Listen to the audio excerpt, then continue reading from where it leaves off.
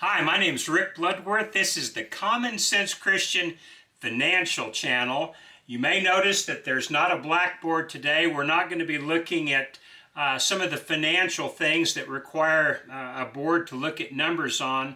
But what we are going to be talking about is something that I believe may be the most critical issue that's going to be facing the typical individual, and that's what's going to happen to our economy. I think a lot of people are rightfully concerned about some of the things that are going on in this world right now. Right now, as I record this on June the 21st of 2025, we're in the middle of trying to decide whether or not to get into a war with Iran. We're in the process of trying to decide of whether or not to get into a war with Russia by helping out Ukraine. Those are the big worldwide problems, but in America we have our own national problems. We've seen weeks of rioting in the big cities over issues of our open borders, whether or not we should have them, whether or not we should send back people who have come over here illegally and haven't played by the rules. And whatever side you rest on that really doesn't matter. We have to understand that the problem does exist. But even more important to us, more down to home, is our own personal budgets, our own personal households. It's getting harder and harder to make ends meet. You may be struggling yourself this day, and if you're not, it's very likely that you have family members who are, close friends who are. What do we need to do? There was a long time where I felt like we could get our economic troubles under control.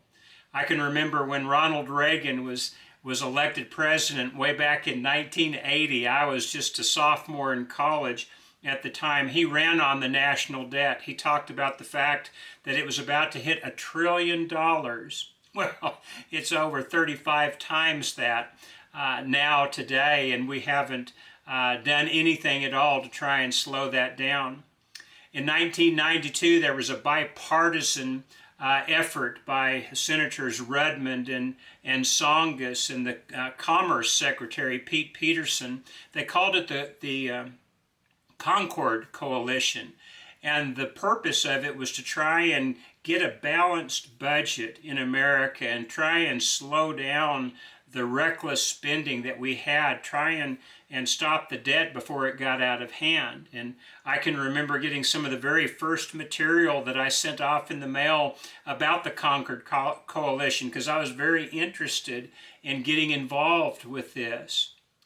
Well, a lot of years have passed since that time, and a lot more debt's been added, not only to the American national debt, but to the worldwide national debt. So much so that I believe it's too late for us to do anything about it. And by that, I don't mean we just put our foot on the pedal and just drive recklessly over the financial abyss. But what I mean is there is not a good solution to getting rid of our debt right now. The only thing that really remains for the countries around the world is a type of a bankruptcy, or to turn all of our lives over to a worldwide type of government. And don't fool yourselves into thinking that there's not one in the makings. The World Economic Forum has met for years with some of the world's most influential leaders. Their goal was by the year 2030 to get the people of the world to where they owned nothing but were happy. They envisioned a utopian world in which they were the leaders and they controlled everything and they rented things to everybody. I guess the property just belonged to this group, and they, as benevolent dictators, would kind of apportion it out to people as they saw fit, setting whatever rentals that they saw fit for these things. And again, this World Economic Forum is something, whether you or I consider them to be feasible or not, they think they are, and they have some of the most powerful men and women in the world, certainly some of the most wealthy men and women in the world that are part of that council, including presidents, people that are part of current intelligence agencies, prime ministers, just on and on and on. These are people who would really like to take total control of the world. Now, to you and me, that seems ridiculous. First, that it could even happen, but second, why would anybody want to do that? You and I don't want to control people. We don't want to tell people what to do.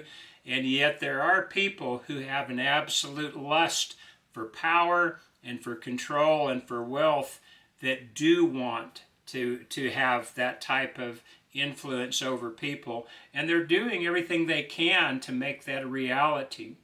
Well, we have all these different problems coming together at the same time, and I have come to a conclusion of late that really there is not a lot we can do as individuals to stop whatever's going on this big scale. Since that's the case, I believe it behooves us, especially those of us who are the heads of our households, to make sure that we get our houses in order. And by that I mean we need to be prepared for whatever comes up. If there is an economic crisis, whether it's on a worldwide scale or whether it's just a personal thing where we lose a job because of being laid off or because of our health or for some other reason, there are financial crises in this lifetime that do occur from time to time. Some of you have experienced them. I certainly and my wife have experienced them. And it's very important to make sure that we're acting as prudently as possible, especially today. I don't think that the world has ever been as precarious during my lifetime as it is right now. And so I believe we need to get our houses in order. That means for you that you start getting some sort of a list together, a list that you come up with that prioritizes the things that you think are important. That list, from a physical standpoint, is going to have to include things like a physical pantry, a strategic pantry to where you have some food items put aside to where you could live for more than just a day or two, but actually live for 30 days or more if you had a need to, if things did kind of fall apart. Again, whether it's on a big scale or whether it's something that's much more personal. And so that's one of the things that you're going to want to include in your list wherever you prioritize it. Maybe having some cash on hand or cash equivalents. Cash equivalents are going to be things like silver and gold. I'm not saying that you hoard money or that you hoard all these precious metals. I'm just saying that it wouldn't hurt to have a little bit of these things on hand so that you could be somewhat prepared in case of an emergency. And emergencies do, in fact, happen. You don't want to find yourself homeless because you didn't take some prudent steps now that, while they might have been a little bit sacrificial at the present, they're something that's doable right now. And we need to be thinking about these things while they're doable, not looking at them in the rear view mirror, bemoaning our lack of foresight. So this is something that you'll want to include on your list of priorities wherever you put that priority, is the cash or cash equivalents. There will be things that you'll want to do. Very likely you're already starting to do some of these things, but things like paying down debt. I'm not suggesting that you put yourself in a position where you spend all of your available funds paying down debt to where you're in a precarious position because maybe you don't have any debt, but you don't have anything else set aside. You need to figure out where on this list of priorities that paying down debt comes. And so all these things are going to be, I believe, items that we need to take very seriously right now. I don't know how much more time we have. It may be a number of years, it may be a number of months, it may just be a number of days. It's important for us to live prudently. The next thing I would do is I would talk to my family and my closest of friends about these things to find out if they're thinking about them, if they're making any preparations. I'm not saying that we be divisive about this. I'm not saying that you force your opinion on what you think might be happening and insist that they prepare in the same way that you would. What you think may or may not happen probably won't happen, at least in the way that you think it will. But there will be other things that will come up that may absolutely surprise you, but because you've been preparing, you have a certain amount of readiness. And so I would be talking to my family about these things. And again, I wouldn't become a bore about it, and I certainly wouldn't be divisive. If they don't think it's that big of a deal, fine.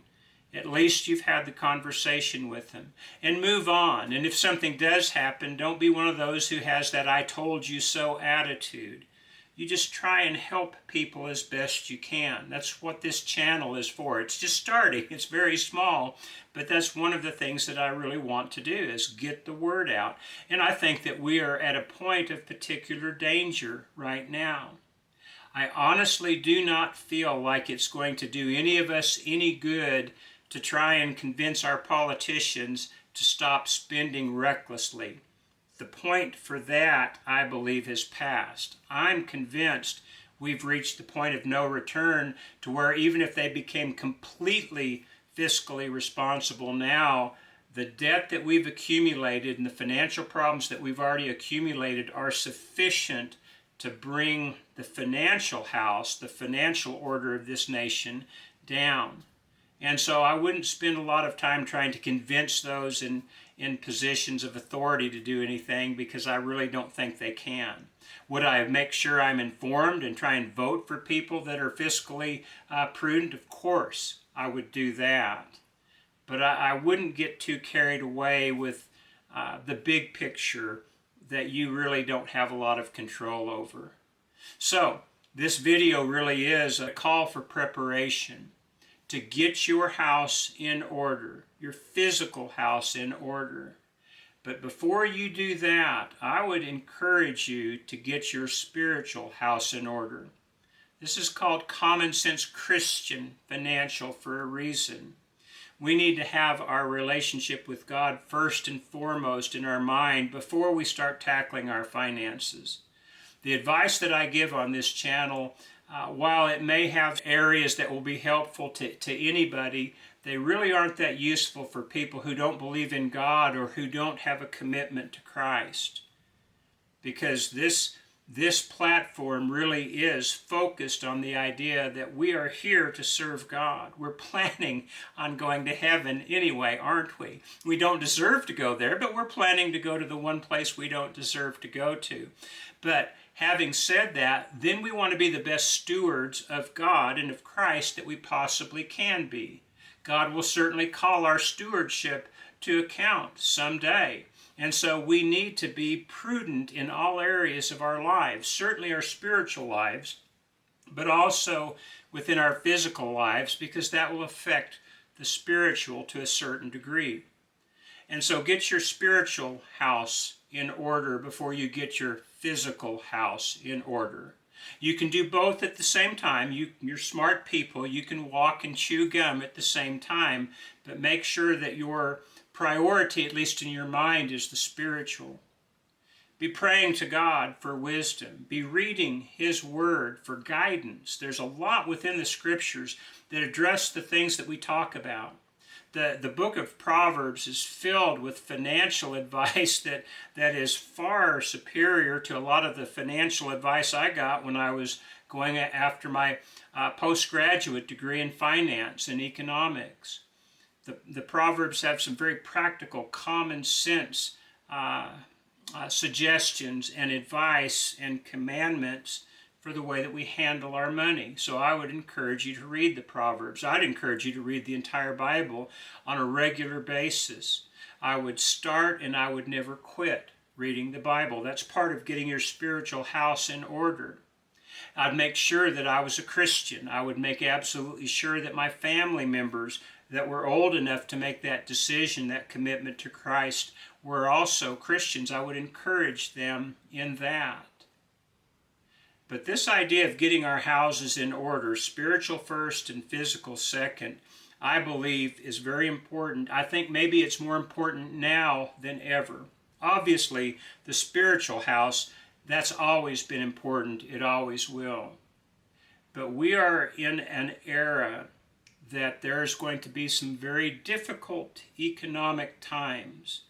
We're seeing people who have full-time jobs who are not even able to make ends meet.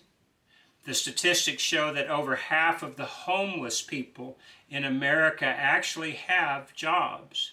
And while it's certain that a few of these people are substance abusers and are spending their money on that, there's a lot of people, honest, good, decent people, who just can't make ends meet under the current economic climate right now.